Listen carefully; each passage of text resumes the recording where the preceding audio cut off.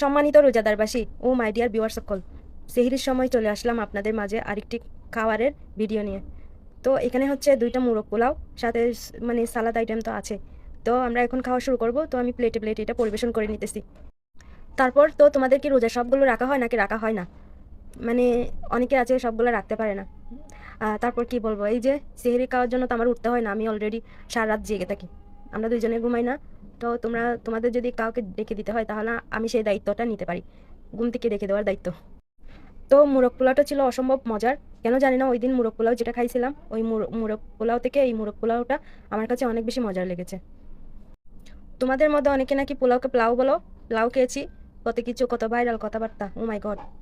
আমার আবার এত বিকৃত কথাবার্তা ভালো লাগে না। যেটা সহজভাবে বলা যায় সেটা বলাটাই বেটার। খাইতে তো আসি, মজা হয়েছে, কিন্তু অনেক মজা হয়েছে। খাইতে আসি রোজা রাখবো, কিন্তু এই যে এত বেশি তেল দিছে। তারপর আমি চারিমিককে দিয়ে কী খুঁজতেছি জানো না? আমি ওই, কেউ কিছু মনে করবে না, আমি ওই পেঁয়াজের সাথে খাইতেছি পোলাও। কেউ কিছু মনে করবে না, খুব বেশি মজার। এত বেশি তেল দিছে, কোনোভাবেই ইকে যাইতেছে না, মানে ভিতরে যাইতে চাইতেছে না। মানে খুব বেশি তেল। এত তেলের কারণে কি ভালো লাগে?